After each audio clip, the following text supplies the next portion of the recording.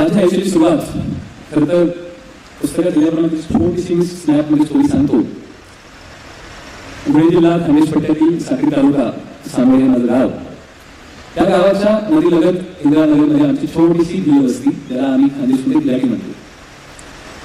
त्या दिलवस्तीचं एक वैशिष्ट्य होतं की आमच्या आधी म्हणजे आमची जनरेशन यायच्या आधी त्या वस्तीमध्ये कोणी शाळेत गेलं नव्हतं.